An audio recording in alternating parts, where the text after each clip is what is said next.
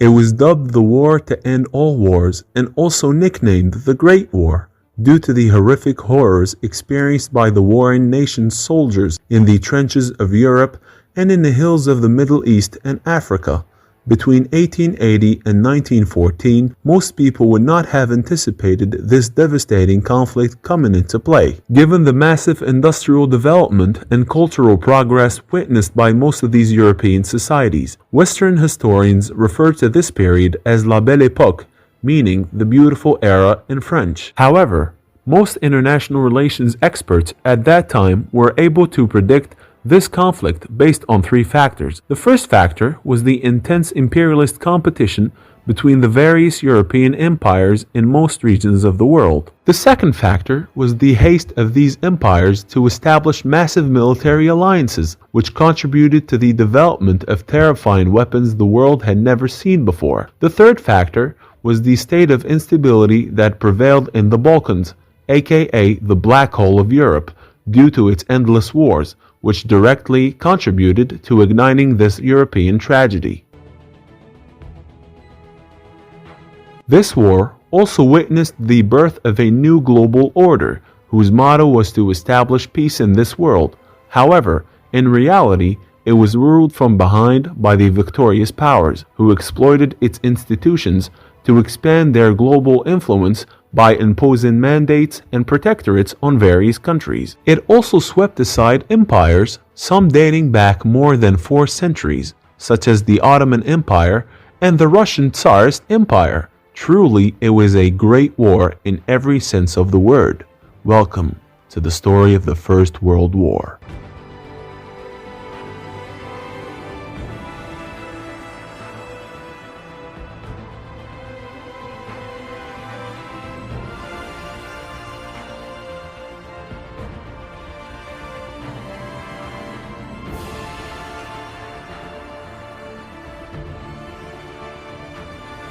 The most beautiful days Europeans experienced in this world were between 1880 and 1914. Most European countries, especially powerful ones like France and Britain, witnessed great prosperity in various fields. Economically, Europe's infrastructure developed significantly to meet the needs of its citizens, including roads, railways, and coal factories. This was due to the cheap labor and natural resources imported from various colonies of European empires. The scientific field was not without achievements, as it also witnessed amazing inventions that no one could have anticipated at the time, such as automobile, airplane, and electricity, which contributed to improving and facilitating Europeans' day-to-day life. Culturally, several European countries organized many events and exhibitions that showcased the various forms of civilizational and human progress on an unprecedented scale. For example, in 1900,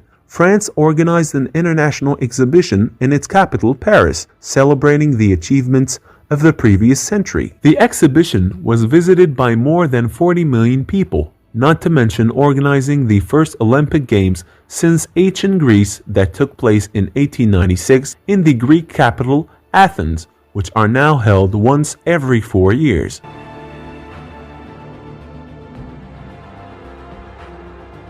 During the same period as Europe's Belle Époque, competition between its empires for global hegemony reached its peak, as the old continent's colonial powers sought to seize all the world's rich territories and natural resources, which could effectively contribute to the revitalization of their motherland's economies. This competition became most apparent in Africa.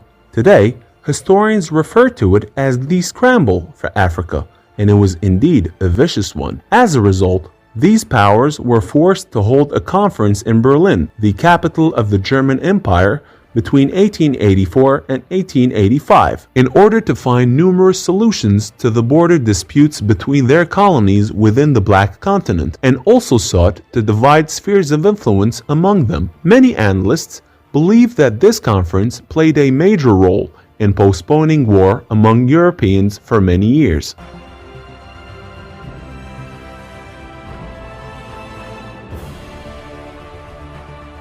One of the consequences of this colonial competition among Europeans was the emergence and formation of massive military alliances among various European countries in order to balance out against each other. In May 1882, Germany, Austria-Hungary, and Italy formed a military alliance and mutual defense pact called the Triple Alliance, or the Alliance of the Central Powers, in order to confront any threat from France and Russia, with whom they shared borders. This alliance was renewed annually. In turn, and informally, France formed an alliance with Britain and Russia, called the Triple Entente, to confront these Central Powers. There was no direct agreement between Paris, London, and St. Petersburg on this alliance, but evidence of its existence is the Russian-French rapprochement in 1894, followed by the Franco-British Entente in 1904, and finally the 1907 agreement between Russia and Britain, which ended their dispute over Central Asia.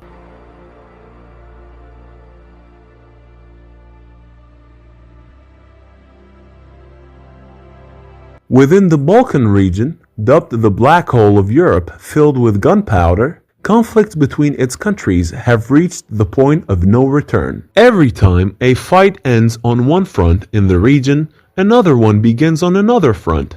The primary reason for the outbreak of these wars is the rise of nationalist sentiment among the various nations of the Balkans, and their desire to liberate themselves from the Ottoman Empire's grip, which controlled a large portion of their lands. The most notable ones that took place between the end of the 19th century and the beginning of the 20th century were the Serbo-Bulgarian War of 1885, which ended with a Bulgarian victory, the First Balkan War, which lasted from October 1912 to May 1913, and the Second Balkan War, which took place in the summer of 1913.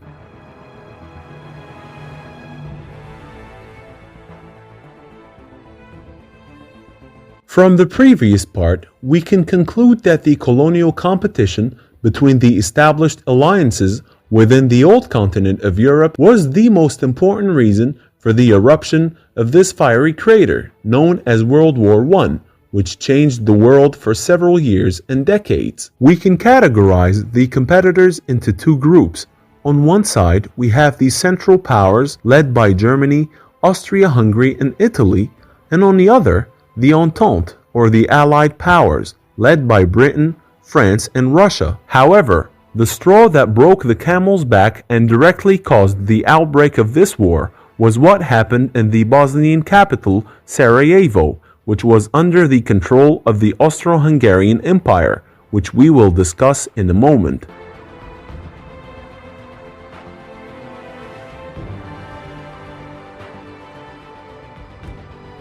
June 28, 1914, specifically in Sarajevo, the heart of Bosnia and Herzegovina, what happened on this date was unimaginable at the time.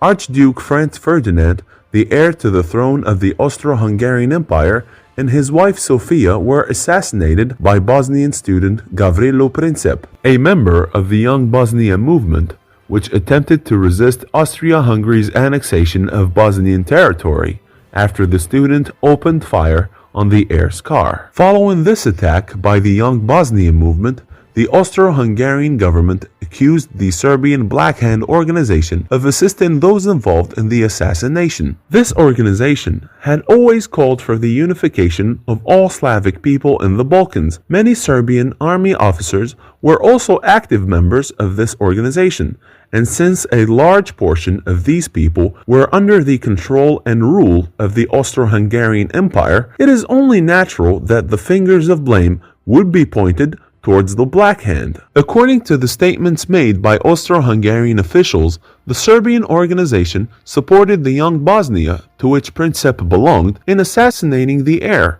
by providing arms, training, and assisting them in escaping and hiding after the mission was completed. Austria-Hungary did not accept the notion that Serbia had nothing to do with the assassination of its heir to the royal throne, as Belgrade officially declared. Taking advantage of German support under the Triple Alliance, the Vienna government pressured the Serbs to conduct thorough investigations and hold those involved in the assassination from the Serbian side accountable. After the latter hesitated, the Austro-Hungarian government escalated its rhetoric and sent an ultimatum to Serbia on July 23, 1914, demanding 10 immediate measures from Belgrade to be implemented. Suppress any publication that incites hatred or contempt for the Austro-Hungarian monarchy, or any actions that promote activities that threaten its territorial integrity. Dissolve the anti-Austro-Hungarian Narodna Odebrana Association and confiscate its propaganda materials,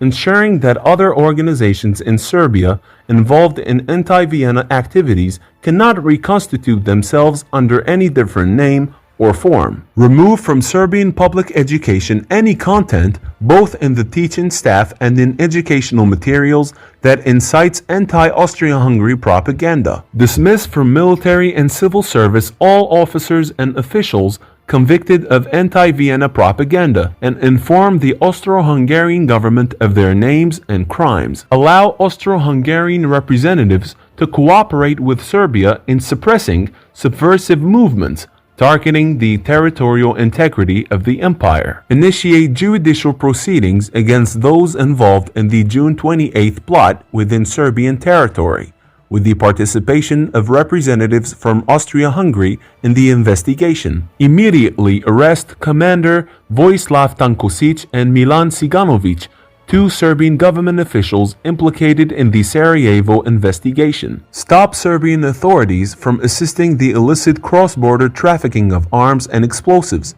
and expel and severely punish officials at the Shabac and Loznica border crossings who assisted the Sarajevo assassins. Provide explanations regarding the hostile statements made by Serbian officials, both domestically and internationally, who despite their official status expressed hostility to the Vienna regime in several interviews following the June 28th attack. Promptly notify Vienna of the implementation of these measures.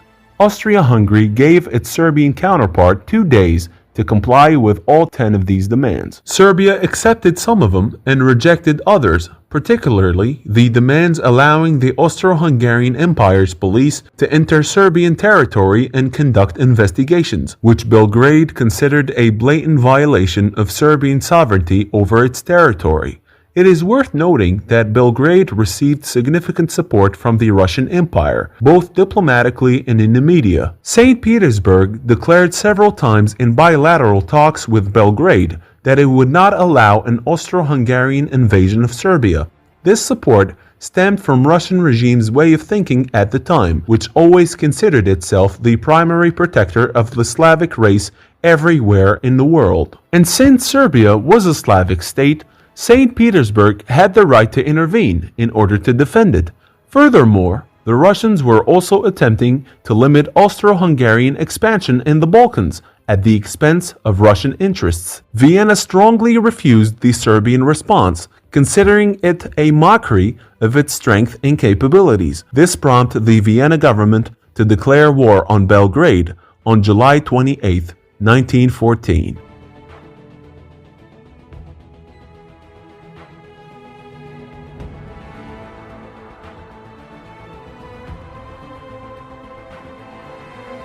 World War I began when Austria-Hungary declared war on the Kingdom of Serbia on July 28, 1914, a month after the assassination of the heir to the throne in Sarajevo. After receiving security guarantees from its ally Germany that it would intervene against Serbia's strategic ally Russia in case of the latter's intervention, Vienna's artillery and naval forces launched a heavy bombardment on the Serbian capital, Belgrade, on the night of July 28th and 29th. Seeing the Austro-Hungarian bombardment of its ally, Russia began preparing to intervene on the Serbian side, knowing that they lacked the strength to resist this invasion alone. Berlin then sent a stern warning to Petrograd, urging it not to do so and to cease mobilizing its army. Realizing that Petrograd would not heed the warning, the German Empire declared war on its Russian counterpart on August 1st, 1914. Meanwhile, between the night of August 1st and 2nd, Germany brought the Ottoman Empire into the war by signing an agreement between the two countries, as it allowed the Germans to benefit from trouble-free passage through the Ottoman Gallipoli Strait in exchange for protecting the Ottomans against their historical enemies, especially the Russians. On the other hand, France could not stand idly by while its Triple Entente ally, the Russian Empire, faced this difficult and arduous test against empires known for their military prowess. It too mobilized its army and prepared to confront a potential German invasion after minor skirmishes with the Germans in Alsace-Lorraine and the German advance into Belgium on August 2nd. As a result, Berlin's response to the French mobilization was its declaration of war on Paris on August 3, 1914. The first major confrontation on the Western Front of Europe in this war was between Germany and Belgium, as the Germans invaded Belgian territory on August 4th after the Brussels government refused to allow the German army to cross through its territory in order to fight the French. Fierce battles took place between the two countries, the most notable of which was in the Belgian city of Liège. This German invasion forced Britain to intervene on the side of Belgium in order to protect Belgian neutrality, as stipulated in the Treaty of London of 1839. Therefore, the British Empire declared war on the Germans and sent several army battalions and brigades to Belgium to fight. Just to simplify the events for the viewer, we now have Germany, along with Austria-Hungary and the Ottoman Empire, against Serbia, Russia, Belgium, France, and Britain. The fighting took place on 6 fronts: the Western European Front, the Eastern European Front, the Middle Eastern Front, the African Front, the Asian Front, and the Atlantic Front.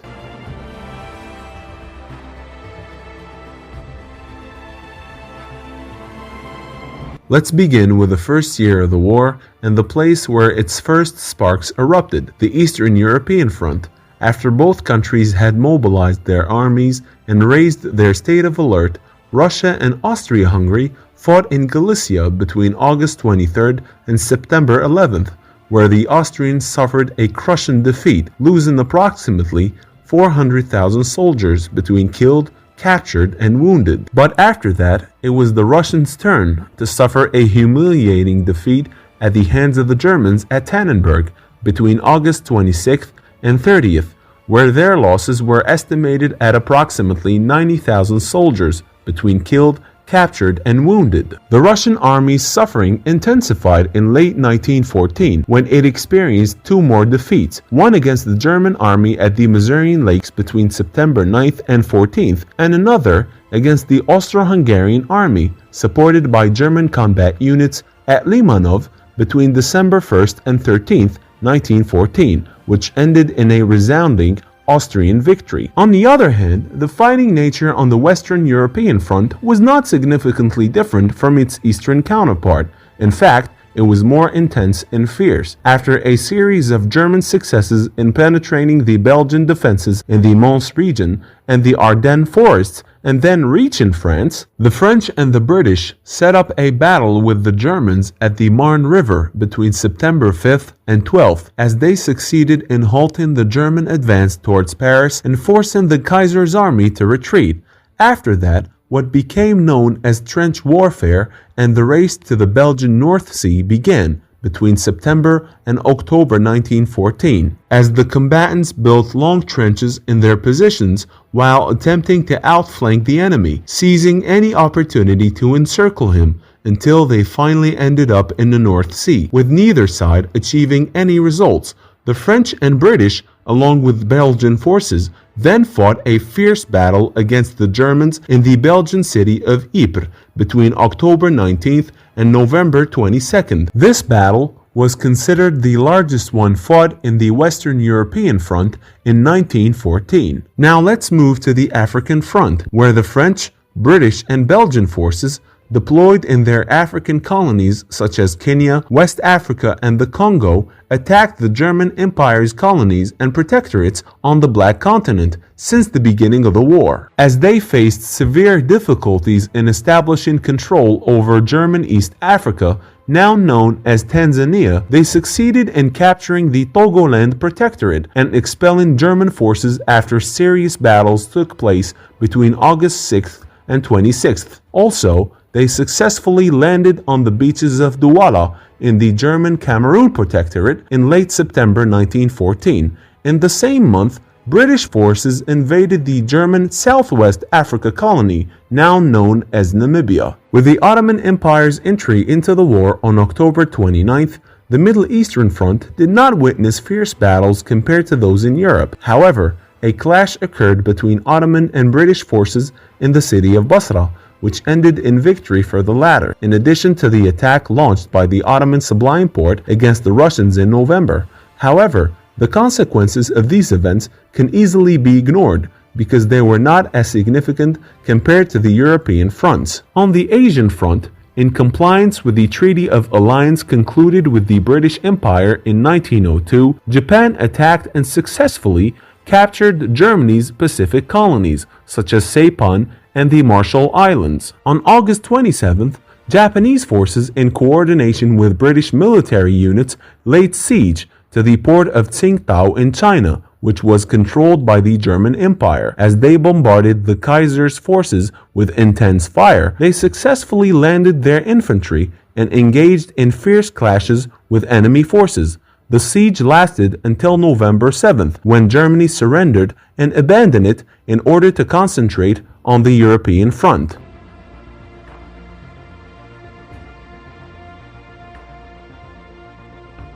The Russian army suffered a series of setbacks and disasters on the Eastern European front in 1915, as Germany and Austria-Hungary escalated their offensive operations against it, significantly increasing the intensity of their attacks on Russian positions. Between February 7th and 22nd, Germany inflicted a crushing defeat on Russian forces at the Masurian Lakes, with the Russians losing approximately 200,000 soldiers.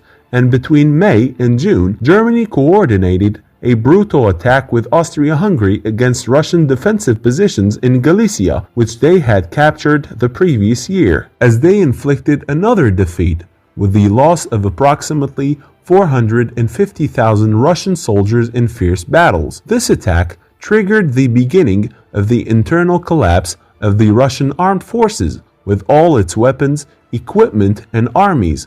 As a result, in the summer of 1915, they were forced to retreat and abandon significant territories in Poland, Lithuania, and some small parts of Ukraine. It's also worth noting that the Ottoman Empire, led by German military officers, attempted to seize the Suez Canal from British forces in January, but failed, and in their attempt to eliminate the sick man of Europe by capturing its capital, Istanbul, the Allies, led by France, Britain, and several Russian frigates, attacked the Dardanelles Strait on February 19th. At first glance, all military observers at the time believed that the Allies were weeks away from achieving a massive victory, but reality proved otherwise, where the Ottomans resisted with unparalleled courage and bravery in this war, inflicting heavy losses especially on the British Anzac Corps, comprised of Australian and New Zealand soldiers. The sound of deadly artillery and shells still looms large over everything, even over any calls for peace between the various European countries. What distinguished 1915 on the Western European front was the continuation of trench warfare and the beginning of the chemical weapons use by both sides, as the German Empire's forces used chlorine gas in their attacks on the Allied forces during the Second Battle of Ypres between April 22nd and May 25th. It was then that the British forces also used the same type of gas during their attacks on the Germans at the Battle of Loos in the fall of 1915. Surprisingly, all these attempts yielded no decisive results for either side, and losses on both sides were estimated at over 500,000. At this point, observers of the situation on the Western Front realized that the only way to win this kind of war was to completely deplete the enemy's resources rather than attempting to seize its territory. In the same year, a new player entered the war and joined the Western European Front,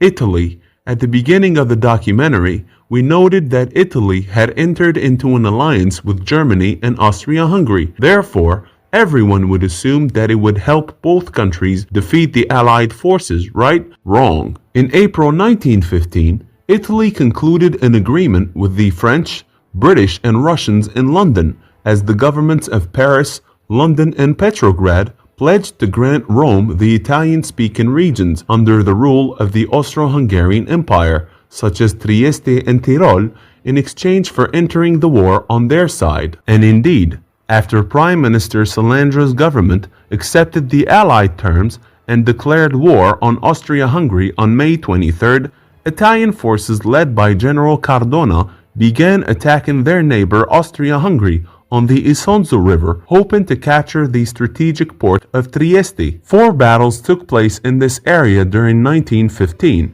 Italy performed very well during these engagements, despite losing more than 80,000 soldiers between killed, captured, and wounded, and made significant advances on the ground.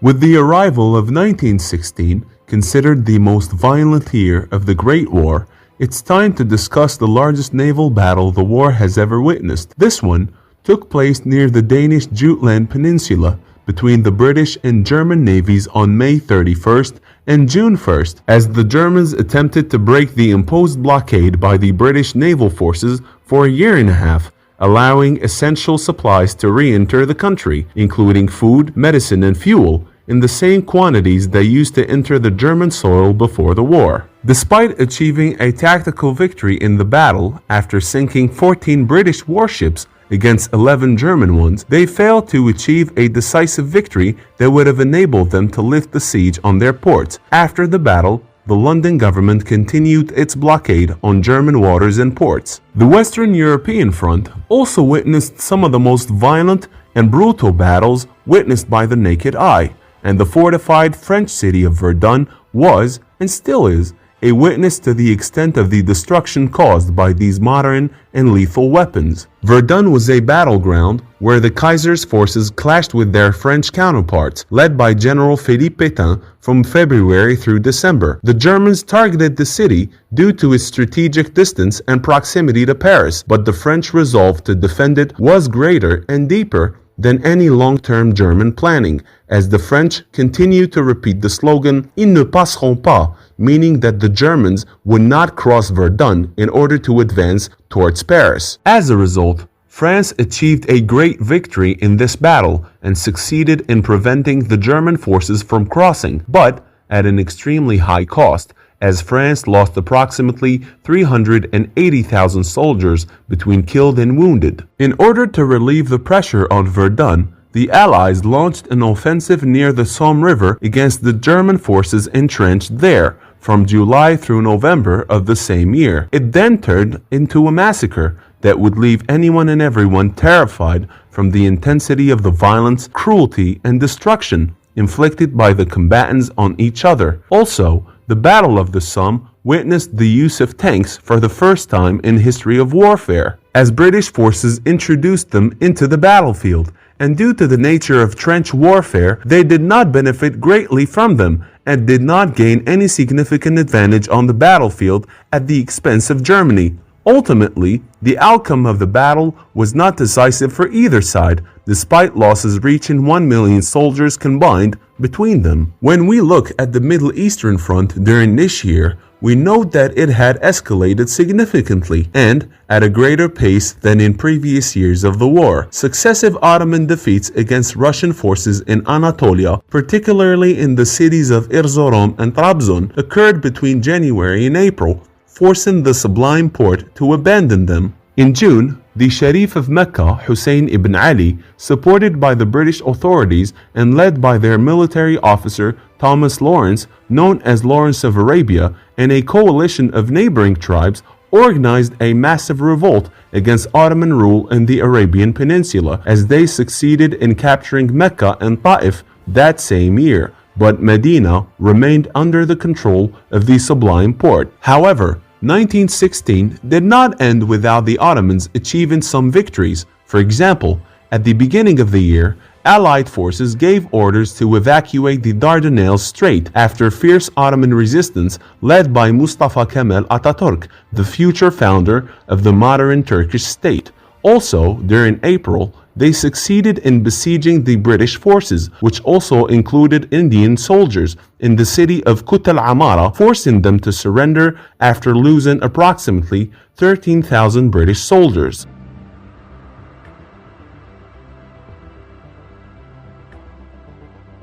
Let's talk about the African front, with most of the German Empire's African protectorates and colonies fallen into the hands of the Allied forces, starting with the Togoland Protectorate in 1914, the Southwest Africa Colony in 1915, and finally the Cameroon Protectorate in 1916. German East Africa, now known as Tanzania, remained the only colony to continue resisting the French, British, Belgian, and Portuguese armies simultaneously. In one of the most dangerous operations ever, German colonial forces infiltrated the Portuguese colony of Mozambique and stole supplies and war materials, as Berlin was completely unwilling to abandon the African front to focus on its European counterpart. As the battles intensified and the conditions that soldiers experienced in the trenches became increasingly harsh, from filthy trenches to poor food and terror, a series of mutinies began to take place within the French army by soldiers tired of the tragedy of war, especially after the failure of the Nivelle offensive between April and May. In the summer of 1917, Allied forces clashed with their German counterparts at Ypres for the third time in the war, during the months of July and November. This battle is also known in history books as the Battle of Passchendaele. It was famous for being fought in extremely bad weather conditions, with all the ground covered in mud. Things were way worse on the Italian front, as the Italian army, led by General Luigi Cardona, tried with all its might and capabilities to penetrate the Austro-Hungarian defenses stationed on the Isonzo River throughout 1916. However, its successes and advances on the ground were limited due to the poor quality of its military equipment and its limited capabilities compared to the French and British armies. By late 1917, Austria-Hungary, supported by German combat units, launched a massive attack against Cardona's forces in Caporetto, the likes of which the Italian front had never seen before. This attack witnessed the use of chemical weapons by the Austro-Hungarians, prohibited by international law, forcing Italy to retreat after losing approximately 250,000 Italian soldiers. As is well known, the cruelty of war always forces one side of the warring parties to wail in pain at some point, only to suddenly find himself unable to continue fighting. In 1917, that side was the Russian Empire, where a major revolution broke out within Russia in February of that year against the government of Tsar Nicholas II. A large segment of factory workers, soldiers, and their affiliated unions protested in the streets, angrily demanding his removal and overthrow and an end to the state of war against the Central Powers. This was due to the major failures the Russian army had experienced on the Eastern European front and the severe poverty that had reached most classes of society. And indeed, Nicholas II was deposed on March 15th and a provisional government was established under Alexander Kerensky. At the same time, the Council of Workers and Soldiers Deputies was established in Petrograd, now St. Petersburg, the capital of Russia at the time, in order to challenge the legitimacy and authority of the provisional government throughout the whole country. Alexander Kerensky, however, refused to surrender and ordered to continue the fight against the enemy to the last breath, as he launched an offensive in the summer against German and Austro-Hungarian forces in Galicia. But this proved to be another disaster for the Russians. Just months later, another revolution erupted in October against the provisional government led by the Bolsheviks. Also, in this year, a new country entered the arena of war after receiving several provocations from one of the warring parties, and this was the United States of America, as the U.S. Congress declared war on the German Empire on April 6, 1917, for two reasons. First one was that German submarines had attacked several American merchant ships en route to Allied countries, such as France and Britain, since the beginning of the war. The second reason is that the administration of then U.S. President Woodrow Wilson, with the help of British intelligence, was informed of Germany's intention to form a military alliance with Mexico, in case of an American intervention in the war, as it was revealed by the Zimmerman letter, in which Berlin pledged to financially support the Mexicans to regain the territories they had lost to the Americans in the War of 1846, such as Texas,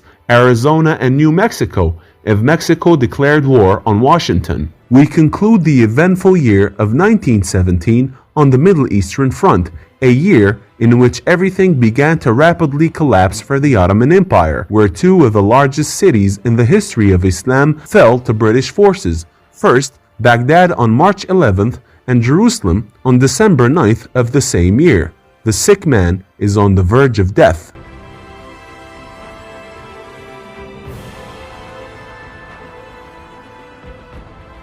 With the growing of Russian popular opposition to the continuation of the war on the Eastern European front, the Bolshevik Revolution that broke out in October of the previous year forced the new communist government to negotiate with the Germans and Austrians in order to end the fighting and withdraw Russian forces from all the front lines. And as a result, a treaty was signed in Brest-Litovsk on March 3, 1918, allowing Russia to withdraw from the war in exchange for ceding significant territory, including Poland, Lithuania, Finland, Belarus, and Ukraine, to the Central Powers. On the Middle Eastern front, Ottoman forces collapsed against their British and French counterparts after losing several regions and cities, such as Damascus on October 1st. The Ottoman Sublime Porte was forced to sign an armistice with the British government on October 30th, stipulating the Ottomans' need to cede several strategic interests to the Allies. On the other hand, 1918 was a promising year for Italy on its stubborn Italian front, especially after the reorganization of the army and the increase in Allied support in terms of equipment and weapons. Between June 15th and 23rd, the Italians repelled a fierce Austro-Hungarian attack near the Piave River. Rome responded with a counterattack between October 24th and November 3rd, 1918, in the same area near Vittorio Veneto, where it achieved a crushing victory over Vienna. In addition to mutinies by senior officers and the harsh conditions of war, this devastating defeat contributed to the destruction and collapse of the Austro-Hungarian army. Vienna was subsequently forced, on the same day of the battle, on November 3rd, to sign an armistice with Rome to end the war. With the American declaration of war in April of the previous year, Germany realized that it was in a deep mess and that it must launch a crushing blow before the arrival of American forces in large numbers on the Western European front in order to support the French, British, and Belgian allies. And this is precisely what happened. The German army, under the leadership of General Erich Ludendorff, launched its last offensive of World War I, beginning in mid-March, successfully penetrating some Allied defenses and capturing territory. However, with the entry of American forces led by General John Pershing, the Allies were able to launch a counterattack against the German Empire's forces, known in modern history books as the 100 Days Offensive. This offensive, which began in August and continued through November, the final month of the war, exploited German weaknesses and succeeded in recapturing the territory that was lost during the previous German Ludendorff offensive. On November 11, 1918, Germany signed an armistice with the Allied forces, ending the war at 11 a.m., and the end of World War I was officially declared.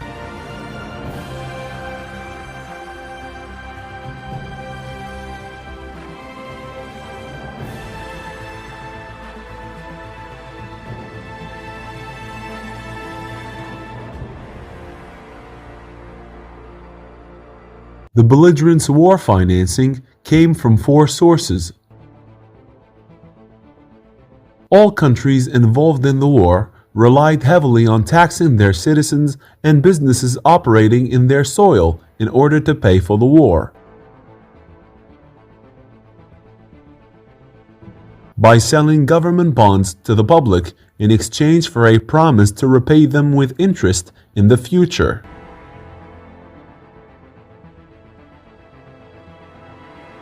In other words, these are loans financed by banks or governments of other countries, For example, American banks such as JP Morgan granted loans to friendly governments such as France and Britain during the war.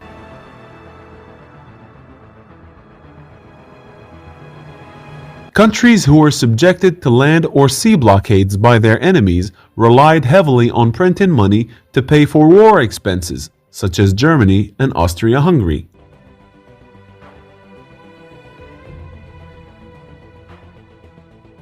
The belligerents' armament in World War I came from three sources: manufacturing, imports, and captured enemy weapons in battles.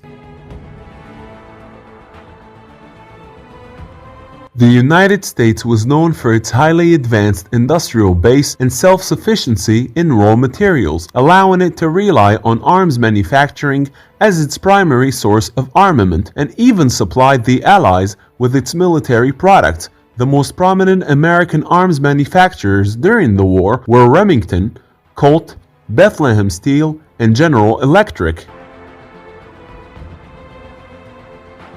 Germany was distinguished by its highly advanced industrial base and self-sufficiency in raw materials, such as iron and gunpowder, allowing it to rely on arms manufacturing as its primary source of armament, despite the British blockade. The most prominent German arms manufacturers during the war were Krupp, Mauser, and DWM. Like the US and Germany, Britain relied on arms manufacturing as its primary source of armament, given its highly advanced industrial base. However, it lacked many raw materials, such as nitrates and oil, and imported much of it from the US, South America, and the Middle East. The most important British arms manufacturers during the war were Vickers, Armstrong Whitworth, and BSA. France's situation was very similar to that of Britain. It also had a highly advanced industrial base, but it lacked many primary resources of raw materials. Despite having several colonies around the world, this forced it to import these materials from the US for weapons manufacturing. At the beginning of the war, with the German occupation of northern France, the government in Paris experienced a severe shortage of coal and iron supplies to factories, creating a stifling crisis in the French arms and military equipment industry. However, it was able to overcome this through coordination with the Allied powers. Due to its lack of an advanced manufacturing base, the Austro-Hungarian Empire struggled to supply its army with various types of weapons needed by its soldiers on the front lines. This forced it to rely on imports from Germany. It is worth noting that the Austro-Hungarian company Skoda Works, based in Pilsen, manufactured heavy artillery and supplied it to the Austro-Hungarian ground forces. Despite its possession of a vast stockpile of raw materials used in the military industry, nevertheless, they were exploited in a poor manner, and the empire lacked the technology required for armaments. This forced the government of Nicholas II to import massive quantities of weapons and military equipment from Allied powers, such as France and Britain.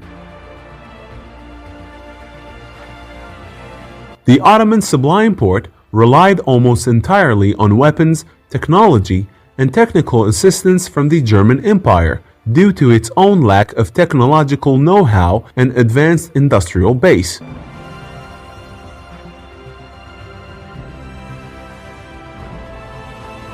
Countries participating in World War I mobilized their populations in two ways. First, by using soft methods, such as convincing citizens of the need to join the front lines in order to fight against evil enemies, often through street posters and newspaper advertisements. Second, by using hard methods, such as forced conscription, where those who evaded enlistment were severely punished.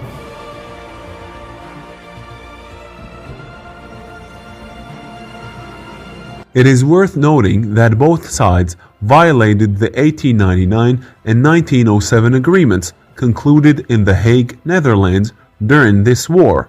The most notable of these violations are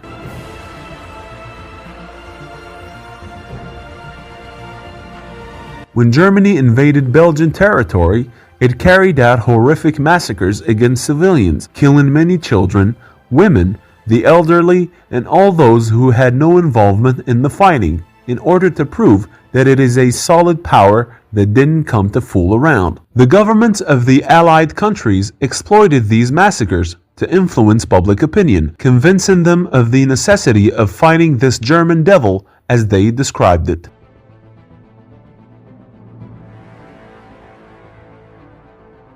Beginning in 1915, the use of poison gas by the Allied and Central Powers in trench warfare became very common and expected. This was especially true on the Western European front, where Germany used the dangerous chlorine gas against Britain and France, and vice versa, in complete disregard of the laws of war concluded in The Hague, which prohibit the use of this type of weapon.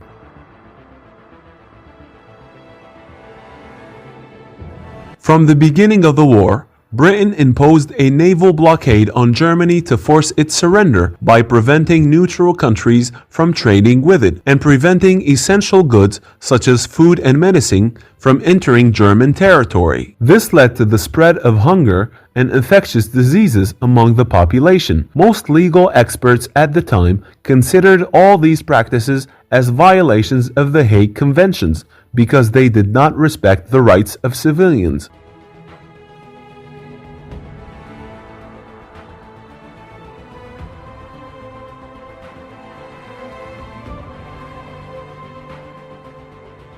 This is the most famous treaty of World War I, concluded between the new German Weimar Republic and the Allied powers on June 28, 1919, at the Palace of Versailles in France. In this treaty, the Allied powers, led by Britain and France, imposed harsh terms and humiliating conditions on Germany, with the aim of weakening its enormous military capabilities and ensuring that it would not be able to ignite another world war in the future. The most prominent provisions of this treaty were obligating Germany to compensate the Allied forces for their losses in the war, imposing strict restrictions on the German military system, such as prohibiting the establishment of an air force and limiting the ground army to 100,000 troops, prohibiting the deployment of ground forces in the Rhineland region, preventing Germany from uniting with Austria.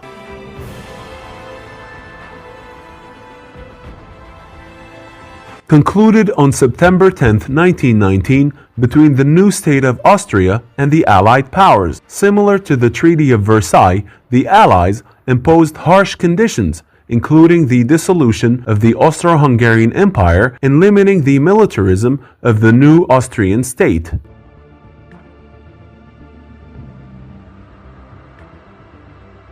Concluded on June 4, 1920, in France, between the new state of Hungary and the Allied powers, which confirmed the dissolution of the Austro-Hungarian Empire. This treaty also declared the birth of the new independent state of Hungary, accompanied by strict and tough conditions.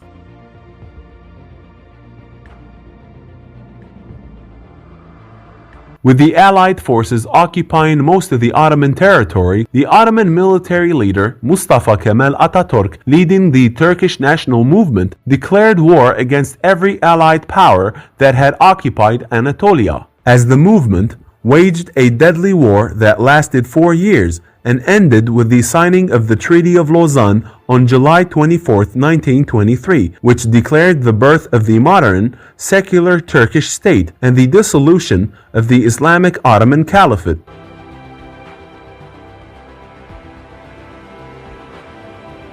No one has ever imagined that the day would come when the Tsarist Russian Empire would fall, given its immense power and vast territory stretching from the far east to the far west. However, Tsar Nicholas II's chaotic management of the war on one hand and his unwillingness to listen to the demands of his people on the other exposed him to extremely violent enemies determined to overthrow him. These enemies were the communists led by Vladimir Lenin, who subsequently declared the birth of the Soviet Union in 1922 after winning the civil war against the remnants of the former Tsarist regime.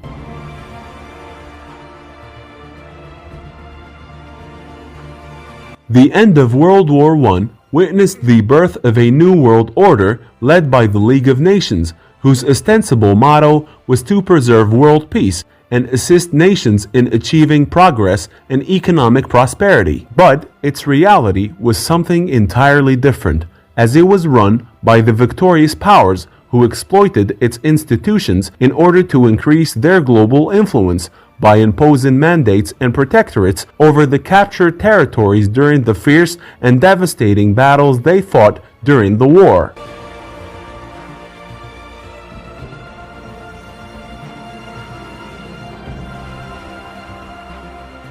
None of the political and military observers in 1914 would have predicted that a war between the major European powers was imminent, given the extensive economic cooperation that bound them together and their extensive trade relations. Logic dictates that one should never cut the lifeblood of an entire body. In other words, a particular country should not fight others that aid its economy and on which it relies commercially. However, the exact opposite happened. Despite the extensive economic relations that brought together the Central and Allied powers, the security issue and the balance of power between them remained highly questionable. These economic relations were unable to prevent war between them, because quite simply, achieving security always comes before achieving economic prosperity.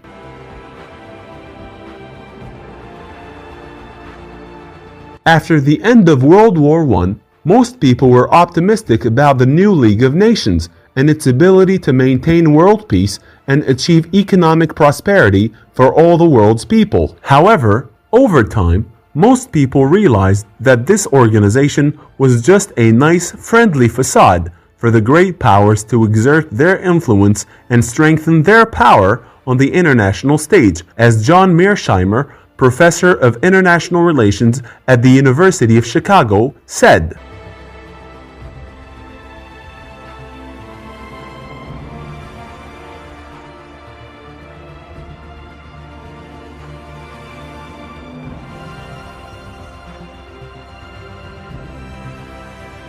The fatal mistake made by the German Empire was its alliance with a weaker state, Austria-Hungary, which dragged it into a crisis that could have been resolved diplomatically. Many historians believe that this crisis forced Germany to engage in a brutal war that ultimately destroyed it. One consequence of a great power allying itself with a weaker state is the intervention in wars aimed at saving the latter. Such wars typically do not serve the great power's interests, ultimately weakening its ability to compete for global leadership.